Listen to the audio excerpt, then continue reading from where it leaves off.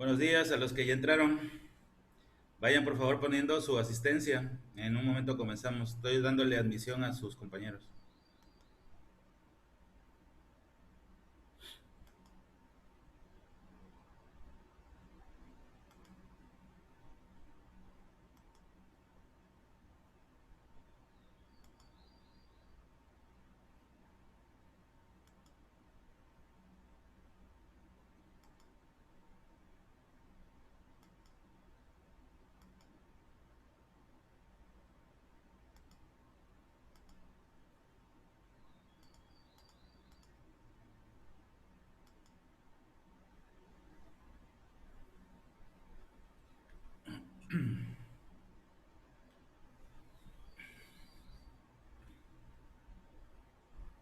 Bueno, ya es la hora con 2 minutos. Vamos a ya arrancar. Bueno, vamos a tener hoy la sesión número 2. Recordarles antes de que empiece con el contenido que, bueno, estos son los lineamientos que debemos de respetar, que en la medida de lo posible se los tenemos que estar poniendo para que nos queden así súper claros lo que tenemos que hacer. Hay ahí todavía algunos pendientes con algunos de ustedes que no tienen la cámara abierta, que es uno de los lineamientos o requisitos que se les pidió. Ojalá que pronto lo puedan hacer. Yo imagino que tiene que ver con algo técnico y no tanto porque no quieran abrirla.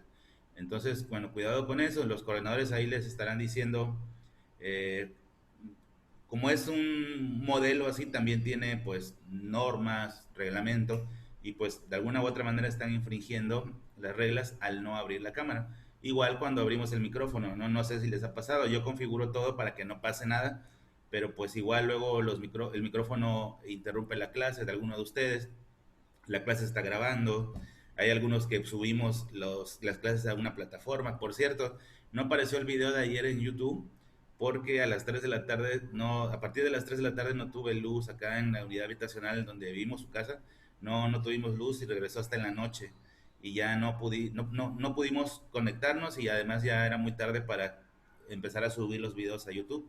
Entonces hoy trataré de subir tanto los de ayer como los de hoy. Entonces por esa razón ayer no aparecieron, por si no los quisieron buscar y no encontraron. Pero bueno, todos los días a las 4:30 están los videos de esa mañana, salvo cosas extraordinarias como eso que pasó ayer. Vamos a trabajar hoy con la sesión número 2. Esta es la ficha de trabajo del día de hoy. Voy a ampliar la imagen para que vean. Hoy vamos a trabajar el tema de la relación de la ética con la filosofía. Nos va a llevar una clase este tema, para eso sirve esta ficha. Ustedes por default siempre tienen la consigna de investigar, indagar más si así lo requieren. Aquí están, por eso estas partes que están aquí.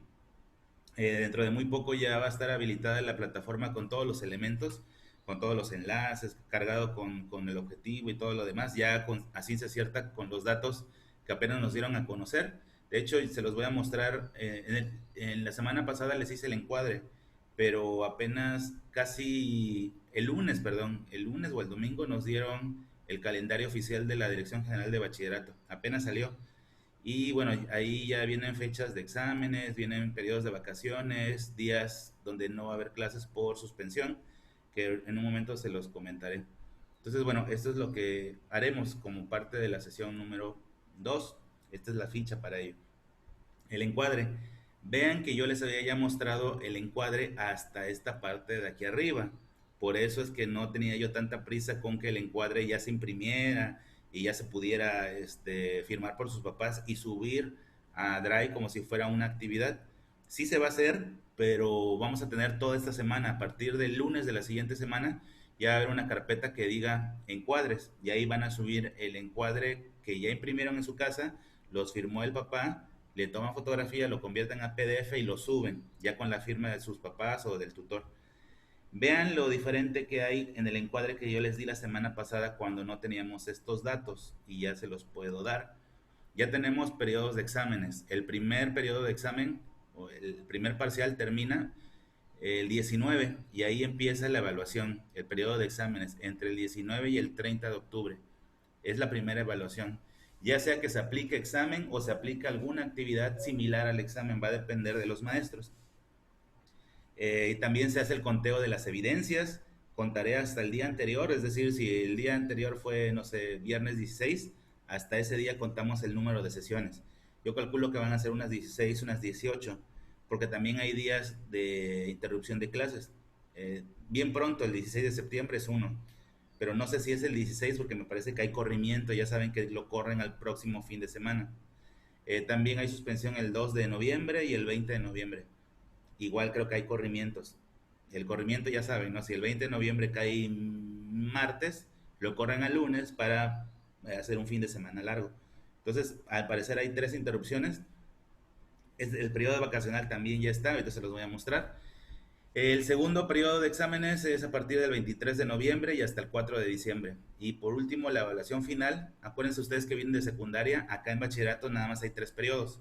El primer parcial, segundo y periodo final. Y la calificación total del semestre es la suma de los 3 dividido entre 3. Antes se suma el primero y el segundo y el promedio con el final. Ahora no. Ahora se suman los 3 y se saca el promedio final. Por ejemplo, si aquí tuve, no sé, 8 y 10, tengo 8 y 8, 16 y 10, 26 entre 3. 3 por 8, 24 y 2, 8.7. En mi boleta va a salir 9. Porque acuérdense que del punto 5 hacia arriba la calificación sube, pero del punto 4 hacia abajo la calificación baja. Se hace una aproximación. Entonces, bueno, también ya incluso hay fechas para los exámenes de regularización. Si alguien reprobara una materia de este semestre, los exámenes de regularización son en estas fechas, en abril, en junio y en julio. Si alguien reprobara una materia de este semestre, se hace el extraordinario en el siguiente semestre. Ojalá que nadie se vea en esta necesidad, pero ya están incluso también las fechas. El inicio de clases, bueno, ya sabían que era el 1 de septiembre y el fin del semestre es el 22 de enero. Ustedes que entran a esta nueva dinámica de bachillerato, así es el bachillerato. Hay una breve interrupción entre enero y febrero, como de una semana y media, y de ahí viene el inicio del segundo semestre para ustedes, que comenzaría en febrero, los primeros días. Y bueno, esas son las fechas ya oficiales que tenemos por parte de la Secretaría. El periodo vacacional empieza el 21 de diciembre, las vacaciones decembrinas, y termina el 6 de enero. Nada más que el 21 de diciembre es un día lunes. En realidad, el último día para clases es el viernes anterior, o sea, lunes 21, domingo 20, sábado 19, viernes 18. El viernes 18 es el último día de clases y de ahí entramos a periodo de vacaciones de diciembre y regresamos hasta el día 7 de enero. Entonces las vacaciones en realidad se deberían de contar a partir del 18 que salimos y hasta el 6. Entonces tienen ahí bastantes días para recuperarse y a regresar con todas las ganas al periodo final, sobre todo a los exámenes. Entonces, bueno, esto es lo del encuadre que no les había yo dado porque estos nos los dieron a partir del domingo lunes. Y yo se los había dado en la semana anterior en la inducción. No teníamos todavía conocimiento de estas fechas y ahora ya sí. Entonces, bueno, igual el encuadre, acuérdense que hay diferentes técnicas.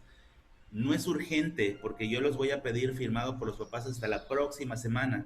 Va a aparecer, así como hay una carpeta de inducción, va a haber una carpeta que diga encuadres. Y lo mismo, van a poner su primer apellido, su nombre, número de lista y su encuadre, firmado por su padre o tutor. Igualito. Próxima semana, no hay prisa, porque están detallando estos cambios y estas fechas. Este ya no va a cambiar. Ahora, modos de poder tener el encuadre. Acuérdense, en su computadora, en las teclas que están hasta adelante, me mandaron un mensaje que si le podía yo mandar por correo el encuadre. Oigan, ahí lo tienen. Hagan imprimir pantalla. Acuérdense que todas las computadoras tienen eso.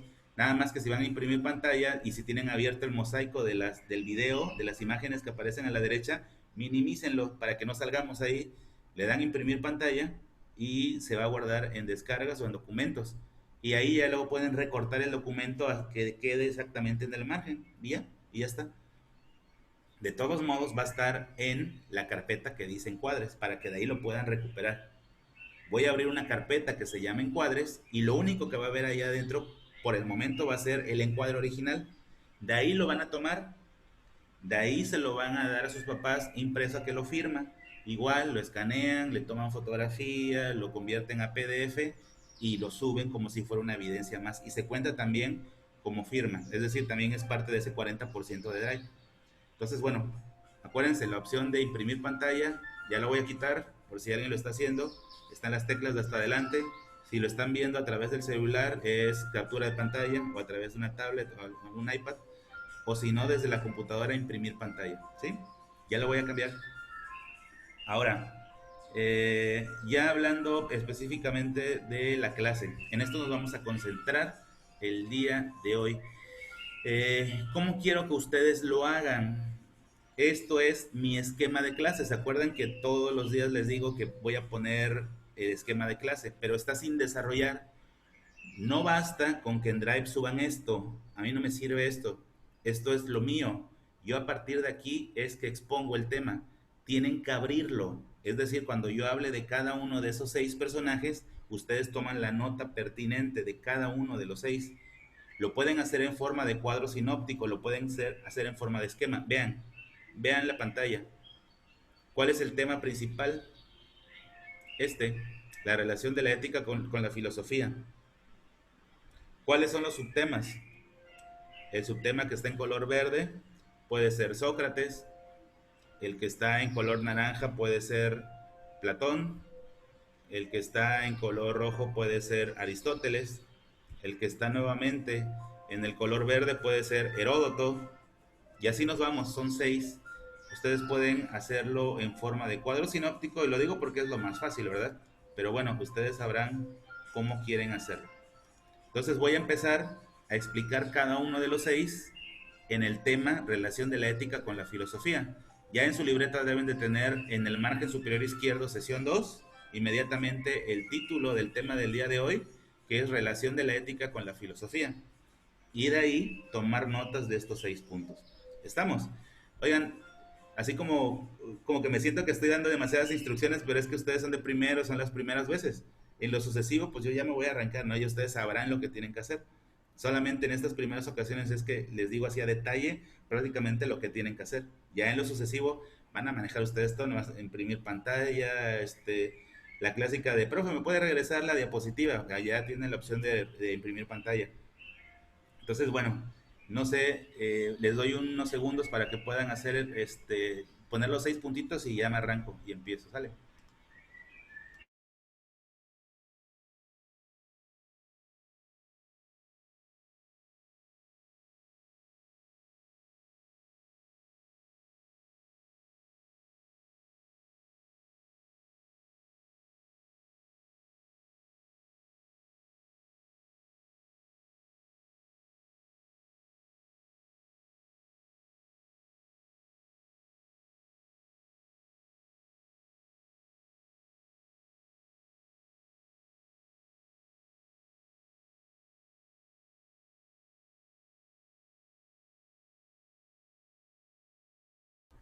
Ya estamos.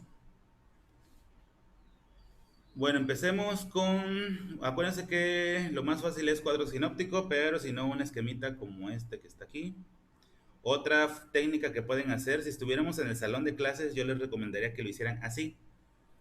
Vean mi cursor y que a este le pusieran el número 1, a este el número 2, a este el 3, 4, 5 y 6. ¿Y qué hago luego? Abajo de mi esquemita pongo 1 y las notas que vaya yo a tomar del 1. Cuando termine del 1, pongo 2 y las notas que tome del 2. Es la técnica más fácil para tomar notas. Todo eso lo tienen que ir aprendiendo porque es que en bachillerato no hay dictados o no debería de haber dictados. Hay exposiciones de temas y ustedes con diferentes técnicas toman notas, ¿no? Entonces, bueno, va a depender de cada uno de ustedes. Antes había una alumna de apellido Maraboto, no sé si la conozcan, viene, todo el tiempo ha estado en bachillerato. Ella grababa las clases porque decía que se le iban cosas, porque luego vamos muy rápido. Ustedes no tienen ese problema porque pues, la clase la tienen en YouTube. En caso de que algo no salga, pues ya está la clase allá, ¿no? Entonces no tienen ese problema. Van a ir adquiriendo una técnica para poder tomar las notas pertinentes. Entonces, la más fácil, creo yo, si es que ya hicieron este esquemita, numerar 1, 2, se le llama nomenclatura. O puede ser letras del abecedario, A, B, C, D, E, F. Y abajo del esquema pongo A o 1 y las notas de cada uno de ellos. Sócrates, ya habíamos hablado de él, pero ahora vamos a hablar desde la filosofía, que es lo que concretamente es su aporte. Notas breves, no es dictado, son como puntitos o ideas principales, viñetas, ya saben, un puntito y la idea principal. Creador de la moral, primera cosa de Sócrates.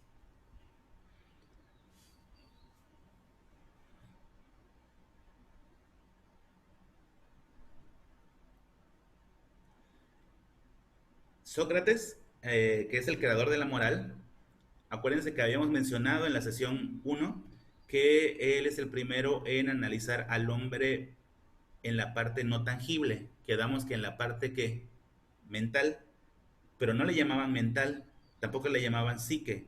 ¿Cómo le llamaban? Alma. Es el primero que analiza al ser humano desde el alma. Entiéndase la palabra alma como todo aquello del ser humano que no se puede tocar, lo que no es tangible. Es decir, la mente, el pensamiento, la psique, la cognición, como le quieras llamar, pero en aquel tiempo le llamaban ellos alma. Por lo tanto, él hacía un estudio del alma. Por cierto, la psicología, eso significa estudio del alma, pero pues eso no es en este momento punto de ética. Sócrates entonces intentó hacer un análisis y un estudio acerca del alma. Para él lo más importante para Sócrates era que cada quien cumpliera con su deber. Decía que si todo el mundo actuaba y hacía lo que tenía que hacer porque era su deber hacerlo, todo iba a estar bien. Las cosas iban a mejorar, todo iba a cambiar. Y yo les hago una reflexión. Tiene más de 2400 años Sócrates. Vamos a contextualizar. Vean la clase política que tenemos. Vean la corrupción que hay en la clase política, en el sistema jurídico. Vean cómo nuestro país está lleno de personas que se aprovechan de su trabajo. Vean que el tránsito, en lugar de estar cuidando la vialidad, cuando estábamos en la normalidad aquella, que todo el mundo se movía, para los que fueron a secundaria o primaria Lizardi, cruce de Bolívar con la calle de Grijalva. ¿Recuerdan para aquellos, los de bachillerato, por ejemplo, iban a recoger a algunos de ustedes, sus hermanitos, y era bien complicado, tenían que pasar corriendo, con mucho riesgo? ¿Por qué no había un tránsito ahí? Porque están ocupados haciendo otra cosa, que es andar viendo quién se cruza un semáforo en naranja, quién dio vuelta a la derecha cuando no hay un disco. Es decir, no están haciendo su trabajo. Dice Sócrates, si cada quien hiciera lo que por deber tiene que hacer, las cosas cambiarían. Y sí, si el maestro hiciera lo que tiene que hacer, ustedes aprenderían. Estoy hablando en contexto nacional, no estoy hablando de nosotros, Lizarde, que sí nos esforzamos por hacerlo.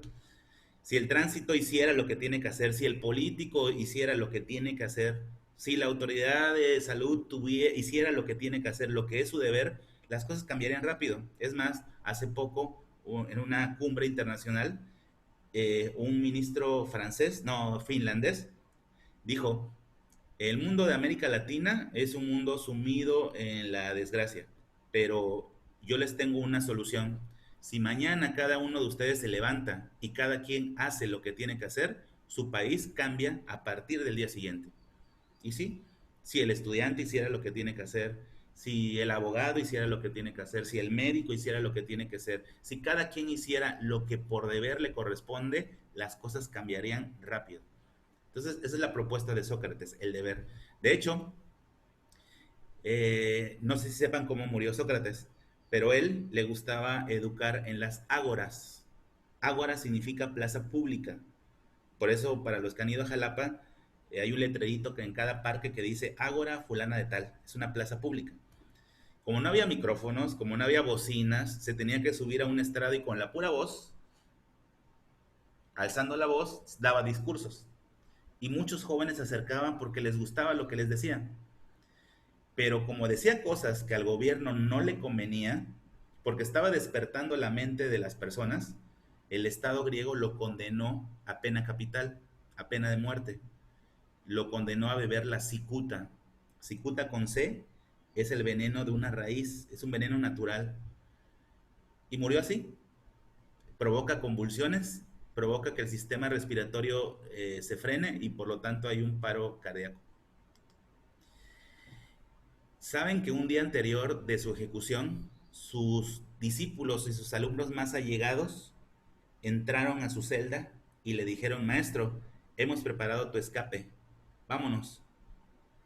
Tenían comprado a los guardias de la cárcel, tenían un barco esperándolos para huir e irse a Asia, tenían todo listo, habían conseguido dinero, en aquel tiempo eran oro, eran monedas de oro, y le habían comprado su fuga. Lo despertaron y Sócrates se despertó, se sentó, se les quedó viendo y dijo: todo lo que les enseñé no les ha servido de nada. A mí me han condenado por una causa injusta, pero yo sabía que me podían condenar si yo educaba a los jóvenes y no me ha importado.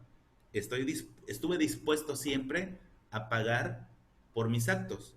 Y si el Estado griego me ha condenado a muerte, aunque es tremendamente injusto, yo voy a cumplir, porque es mi deber. Y murió, se quedó. Se fueron sus discípulos con todas sus monedas de oro, siempre no se hace lo de la fuga, y se quedó ahí a cumplir su condena. Hasta el final dejó incluso una enseñanza de lo que es cumplir con el deber. Sócrates. Platón. Platón escribió algo maravilloso que la próxima clase lo vamos a ver, que se llama la alegoría de la caverna. Si se les complica poner alegoría, pueden poner mito de la caverna. El mito de la caverna. Caverna con V, ¿eh? Caverna de cueva. Y en el mito de la caverna o alegoría de la caverna nos deja una super ultra lección de qué hacer con nuestra vida. Ahora sí que me voy a reservar hasta ahí, Platón, porque no quiero hacer spoiler, no quiero quemar mi próxima clase, porque creo que es bastante importante. De hecho, para los que tienen hermanos que pasaron por Lizardi, pasan los años y luego me dicen: oye, profe, todavía me acuerdo de la caverna. Y yo les digo: ¿y qué haces con tu vida? Ah, trato de hacer lo que dice ahí. Entonces, ojalá que la próxima clase y que veamos la caverna les quede bastante, les impacte y les quede para toda la vida. Que al final de cuentas, nuestras clases son para eso, no es para que en la inmediatez escriban en su libreta y lo suban a Drive, o sea, eso es un requisito, pues. En realidad las clases tienen que ver con que se formen como personas, ¿no? Y esta materia más. Aristóteles, de todos los tres de la época clásica, por eso dice ahí la flechita filosofía clásica, es el que se le atribuye la creación de la ética de manera formal a Aristóteles. Él en sus diálogos que había puesto de moda Platón, ¿recuerdan? La forma de enseñar a través de diálogos, una historia ficticia de personajes ficticios donde se hablan de cosas reales. Aristóteles creó varios diálogos en relación a la ética y por primera vez se empezó a manejar el término ética, ética como tal. Todavía faltarían algunos años más, siglos de hecho, para que la ética se convirtiera en ciencia. No fue hasta el Renacimiento cuando nace el método científico. Antes eran pseudociencias porque no había un método. No significa que no tuvieran validez, porque si no, imagínate, entonces las matemáticas tampoco hubieran existido, ni la física. Lo que pasa es que no había método científico y por lo tanto técnicamente no se le podría decir ciencias, aunque tenían toda la formalidad de una ciencia. Entonces a partir de ahí nace la ética como tal, con Aristóteles. Nos vamos al número 4 y en el número 4 primero hablemos de Heródoto. Por cierto, Heródoto no es ético, no es filósofo, él en realidad era militar y además historiador. Fue un soldado que era bien educado. En aquel tiempo ser educado era un privilegio porque muy pocos tenían acceso a la educación de calidad. No han cambiado las cosas después de 2500 años, ¿verdad? La mayoría del pueblo no tenía acceso a una buena educación porque eran pobres y los que enseñaban se llamaban sofistas y cobraban por sus enseñanzas y nada más admitían a unos poquitos en sus grupos y condenaban a que el resto de la población no tuviera acceso a la educación. Heródoto era de los sí educados porque su familia era adinerada. Y además, él era militar porque le gustaban los trancazos, no porque fuera militar porque lo necesitara. Y Heródoto, como era militar y los griegos se dedicaron a conquistar pueblos, él fue a varias campañas militares a varios lugares. Le tocó ir a Mesopotamia, le tocó ir a Persia, le tocó ir a Troya, en Turquía, en cercano Oriente. Le tocó ir al norte de Europa, más allá de los confines de los germanos, que hoy es Alemania, o de los hispanos, que hoy es España, o de los latinos, que hoy es Italia, fueron más hacia el norte. Total que él hizo tal número de campañas como militar y como él todo escribía, sacó la conclusión de que la ética, la moral, va a depender de los pueblos. Se dio cuenta que dependiendo del pueblo, era el tipo de moral que se seguía, el tipo de regla ética. Lo bueno y lo malo, Heródoto se dio cuenta que dependía del lugar. Imagínate al tal Heródoto cuando llegó a Medio Oriente y se encontró con una cultura árabe completamente diferente. Imagínate cuando en su campaña llegó a Mesopotamia y tenían una religión diferente. Imagínate cuando conoció lo que hoy conocemos como hinduismo, que es un conjunto de muchas religiones. Imagínate el impacto que tuvo o que tendría que el hecho de que en Medio Oriente, por ejemplo, si robas, te amputan la mano. Y es de lo más normal. Es el castigo justo por hacer un acto así. Imagínate que una mujer que en aquel tiempo, y tristemente, muy tristemente todavía sucede, un hombre, bueno, la cultura árabe para comenzar, son polígamos. Si no saben qué es polígamos es que pueden tener muchas parejas legalmente. Su Dios lo permite, sus leyes lo permiten. Pero ¿qué creen? El hombre. El hombre puede tener 10 mujeres. ¿Han escuchado la palabra harem? Que el hombre puede tener un harem de 20, 30 mujeres. ¿Cuántas? Las que pueda mantener, las que pueda comprar. Todavía hoy en día, ¿eh? Pero sus leyes, su moral, su costumbre, su ética ya, dice, si una mujer le es infiel a un hombre, fíjate, el hombre puede tener 20, pero si una mujer le es infiel a un hombre, está condenada a morir por lapidación. Lapidación es morir a pedradas. Incluso hay lapidatorios. Lapidatorio es una escalinata donde abajo hay un cuadrito y arriba ponen miles de piedras y la gente se congrega a llevar a cabo la condena. Por lo regular la gente afectada y matan a pedradas a las mujeres. Imagínate cuando él por primera vez vio eso en Medio Oriente. Y entonces sacó como conclusión que la ética, que los valores, que la moral dependen del contexto. No todo era el mundo griego. También había otros lugares donde tenían sus propias costumbres, sus propias reglas, su propio lo bueno y lo malo. ¿Sí? Incluso sigue siendo válido. A algunos nos horroriza que, por ejemplo, lo que les acabo de decir, yo veí la carita ahí de varias niñas, porque pues es afectar a este género, ¿no? Al género femenino. El hombre sí puede tener todas las mujeres, pero la mujer es condenada a muerte si comete un tipo de adulterio o infidelidad. Pues así son las reglas de ese lugar. Para ellos eso es válido. Tremendamente injusto, sí, tremendamente injusto. Igual que no mostrar el rostro, que sean castigadas. No sé si han visto en los eventos deportivos. Hay mujeres que jugaron todavía voleibol de playa con todo ese ropaje tan incómodo para poder, no sé, moverse, creo que es un lío, parece una armadura. Nomás se le ve aquí una viserita donde apuradamente pueden ver y luego tiene un velo para que no se vea bien el tipo de ojos o el color de ojos. O sea, es muy complicado y depende de la zona o del lugar. ¿No? Esto descubrió Heródoto. El otro personaje que ven aquí, el que sería el número 5, Tucídides. Como lleva acento es Tucídides. Este personaje establece un término que se llama costumbre, que es una de las bases de la ética. Tucídides era seguidor de Heródoto, era su alumno, era el ídolo de Tucídides era Heródoto.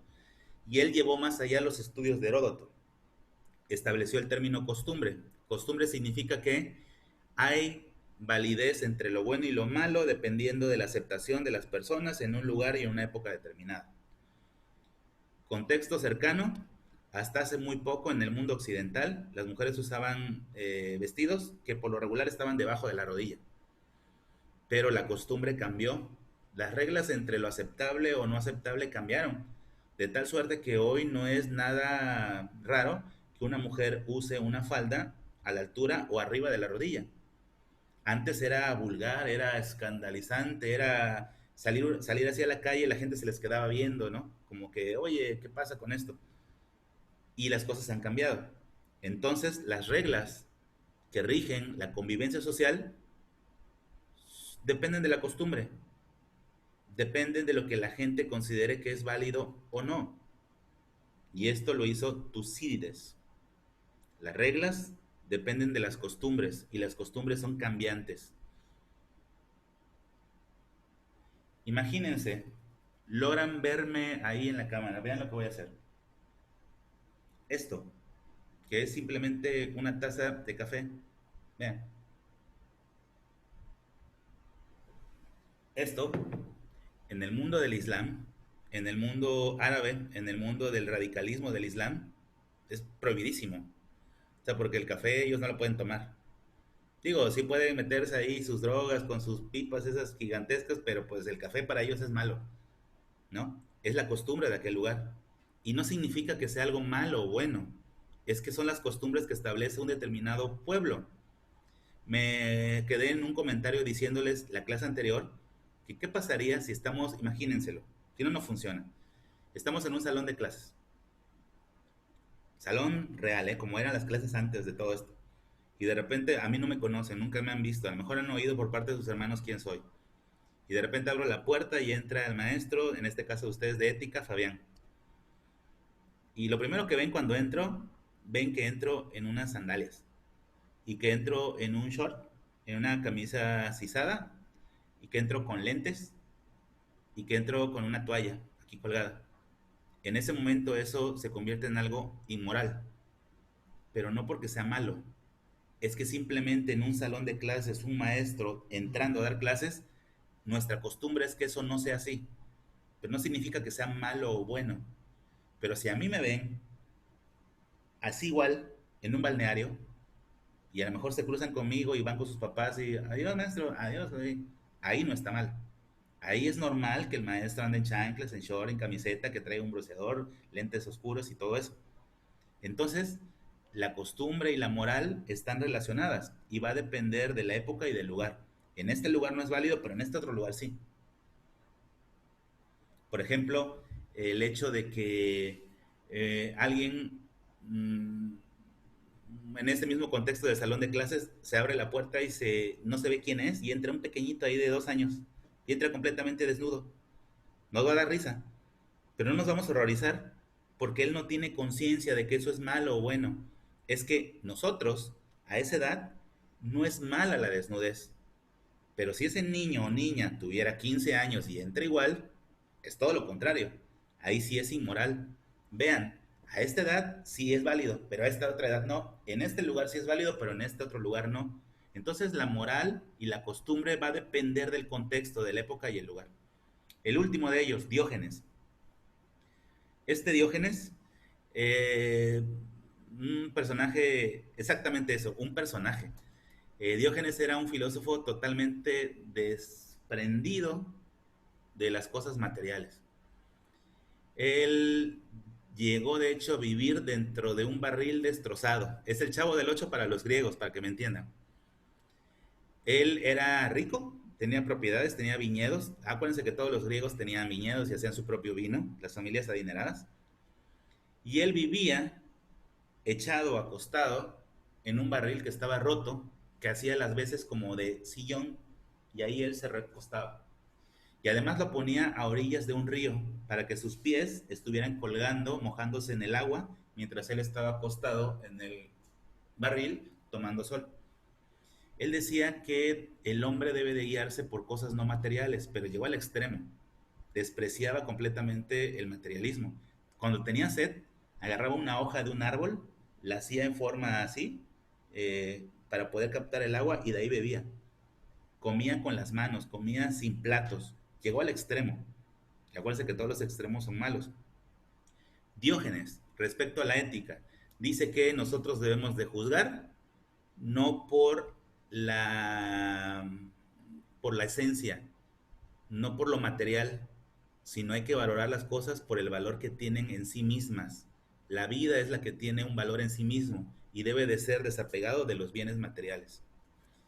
Diógenes, hay una historia que cuenta que Alejandro Magno, el gran conquistador del mundo, llegó en un caballo hermoso, así cubierto con elementos de oro y piel. Se baja del caballo y va a visitar a Diógenes y le dice: mi maestro Aristóteles me dijo que eres una de las mentes más brillantes del mundo. Y cuando lo ve, queda decepcionado. Es un viejito decrépito, flaquito, pelón, canoso, sucio, viviendo en un barril, tomando sol, ahí, desnudo. Y le dice: ¿tú eres Diógenes? Y le contesta que sí. Pero Alejandro Magno se lo había imaginado así, un ser imponente, casi sacando rayos y luces, casi montado en una nube, ¿no? Por lo trascendente que era, y se encontró con eso. Y le pregunta: yo soy Alejandro Magno, le dice: yo soy Alejandro Magno, soy el rey del mundo. Vine aquí porque mi maestro me dijo que te admira muchísimo. Y yo admiro mucho a mi maestro. Así que vine a cumplirte un deseo. Pídeme lo que quieras. Te reto a que te lo puedo cumplir. Pídeme una nación, pídeme el tesoro que quieras, pídeme lo que se te antoje, que yo lo puedo cumplir. ¿Hay algo que necesites de mí? Y en ese momento Diógenes alza la vista, ve a Alejandro Magno y le dice: no necesito nada de ti. Pensándolo bien, sí, necesito algo de ti. Que te hagas a un lado porque me tapas el sol que me está requemando y me estorbas. Entonces Alejandro Magno se le queda así como que viendo impresionado, no sabiendo lo que este viejo loco decía. Y le dijo Diógenes, y eso sí es una buena elección: ¿a dónde vas? Y Alejandro Magno dijo: voy a conquistar al mundo. Solamente paso por aquí porque voy a conquistar el resto del mundo. Y Diógenes le apuntó así con su dedito y le dijo: en ese intento de conquistar al mundo, no se te vaya a ir la vida. Alejandro Magno se fue, hizo una campaña en África, enfermó de una enfermedad desconocida para los europeos y murió a los 33 años, sin casarse, porque estaba ocupado conquistando el mundo, sin tener hijos, sin tener descendientes al trono. Entonces, cuando él muere, no hay herederos al trono, sus jefes militares se pelean por obtener el poder y termina destruyéndose el imperio macedonio. Es decir, por todo lo que luchó, nada sirvió. La lección de Diógenes es que tampoco tan extremistas, es como para vivir en un barril, pero tal vez lo más esencial de la vida no se ve, no se palpa, no se puede tocar. Tal vez lo mejor de la vida no es lo material, es la vida misma. Es el disfrutar un amanecer, un atardecer, el sol, la compañía de alguien, una buena comida. Y así debemos de valorar el bien. Y no tanto con bienes materiales. El bien es el bien sin lo material. Y bueno, esto es lo más importante. Vean la actividad que deben de subir a Drive antes de que nos corten 30 segundos. Bueno, el contexto donde todo esto ocurre es esta zona. Todos ellos son griegos. Vean que Grecia abarca parte de lo que hoy es Turquía, del lado derecho de la pantalla. Y la actividad es esta: subir el esquema de clase, las notas de clase, y la ubicación espacial es esto nada más. Esto no hay que subirlo, nada más las notas. Nos vemos la próxima clase. Que estén bien. Esta es la sesión número 2.